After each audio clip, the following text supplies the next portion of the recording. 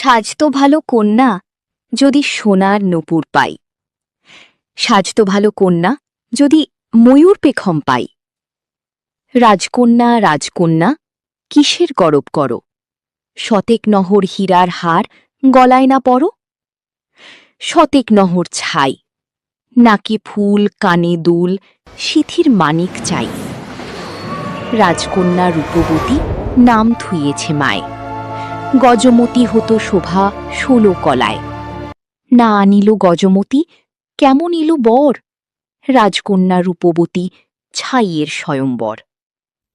তখন রাজকন্যা ঘোষণা করলেন, যে রাজপুত্র গজমতী এনে দিতে পারবে আমি তাকেই বিয়ে করব।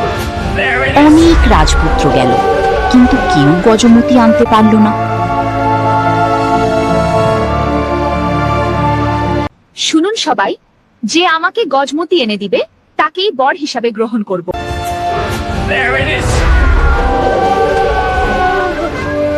কে আনবে গজমতী, কার ভাগ্য হবে সুপ্রসন্ন?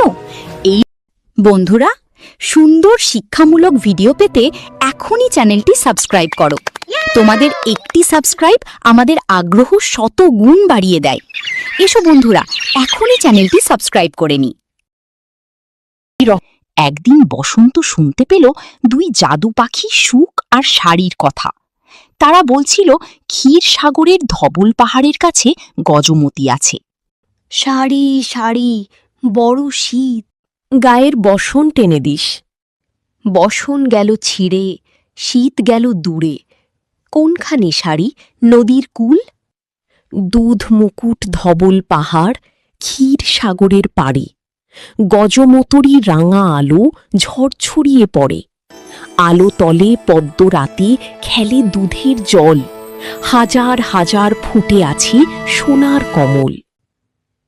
সেই সোনার কমল, সেই গজমতী কে আনবে তুলে, কে পারে রূপবতী? সুখ শাড়ি মেসুমাসি, কি বলছিস বল, আমি আনব গজমতী সোনার কমল। আহা বাছা, পারিবি? পারিব না তো কি? তবে মুনির কাছে গিয়া ত্রিশূলটা চা, মুকুট আছে তাই নিয়া যা। বসন্ত মুনির কাছ থেকে ত্রিশূল নিল, জাদুর শিমুল গাছ থেকে রাজপোশাক আর মুকুট পেল। তারপর দীর্ঘ পথ পাড়ি দিয়ে পৌঁছে গেল ক্ষীরসাগরে। সেখানে সে দেখল সোনার পদ্মের মাঝে দুধের মতো সাদা হাতির মাথায় জ্বলছে গজমতী। বসন্ত সাহস করে পাহাড় থেকে ঝাঁপ দিল। অমনি জাদু ভেঙে গেল, হাতি সোনার পদ্মে পরিণত হলো। বসন্ত গজমতী আর সোনার কমল পেল। তারপর বালুর নিচে সে খুঁজে পেল 3টি সোনার মাছ, সেগুলো নিয়ে সে রওনা দিল। বাবা, আমি গজমতির আর সোনার কমল আনিব, ত্রিশূলটা দাও।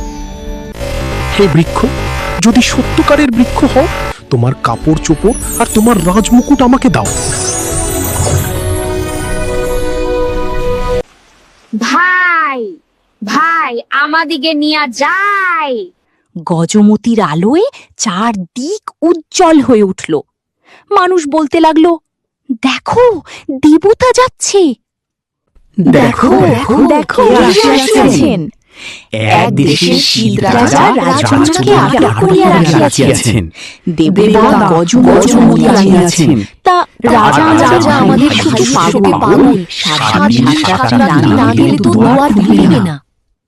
এদিকে শীত রাজা একদিন সেই পুরনো বনে ফিরে এলেন, যেখানে ভাই হারিয়েছিলেন। সব স্মৃতি মনে পড়ে তিনি কাঁদতে লাগলেন। কোথায় ভাই বসন্ত, আমাকে একা করে কোথায় হারিয়ে গেলে? কোথায় আছিস, কেমন আছিস, আমি কিছুই জানি না ভাই। ঠিক তখনই বসন্ত গজমতী নিয়ে রাজ্যে পৌঁছাল। 2 ভাই একে অপরকে দেখে ছুটে এসে জড়িয়ে ধরল। বনে বনে বাস, আমি মুনির কোঁর। আমি বসন্ত, গজমতী আনিয়াছি। ভাই বসন্ত, ভাই বসন্ত, ভাই বসন্ত, ভাই বসন্ত, ভাই। রূপবতী রাজকন্যার রাজ্যে দুয়ার খুলিয়া দিতে আজ্ঞা হোক। দাদা, সোনার মাছ 3টি তখন রাজপুত্রে পরিণত হল। তারা বলল, আমরাই সুয়োরানীর 3 ছেলে। সবাই কাঁদতে লাগলো।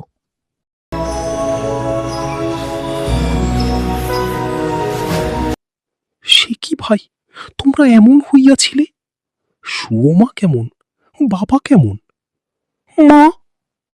দাদা, আমরাই অভাগী সুয়োরানীর 3 ছেলে। আমাদের মুখ চাহিয়া মায়ের অপরাধ ভুলিয়া যান। সে কথা আর কি বলিব। বাবা বনবাসে, মা মরিয়া গিয়াছেন। আমরা 3 ভাই ক্ষীর সমুদ্রের তলেই সোনার মাছ হইয়াছিলাম। এদিকে রাজকন্যা টিয়া পাখিকে দুধ হলুদ দিয়ে স্নান করাচ্ছিলেন। হঠাৎ টিয়ার মাথা থেকে জাদুর বড়ি খুলে পড়ে গেল। অমনি টিয়া আবার দুয়োরানী হয়ে গেলেন। শেষে রাজসভায় মা আর 2 ছেলে মিলিত হল। রাজা ফিরে এলেন। সব রাজ্য আবার এক হল। রূপবতী রাজকন্যার গলায় ঝলমল করতে লাগলো গজমতি। আর তারপর রাজা, দুয়োরানী, শীত, বসন্ত, রূপবতী রাজকন্যা এবং সবাই সুখী শান্তিতে জীবন কাটাতে লাগলো।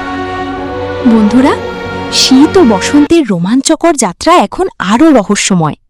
জল্লাদের হাত থেকে বনবাস, 2 ভাইয়ের বিচ্ছেদ আর রাজকন্যার স্বয়ংবর সবকিছু দেখতে পর্ব 1 ও 2 দেখো। ভিডিও লিংক ডিসক্রিপশন বক্সে দেওয়া আছে।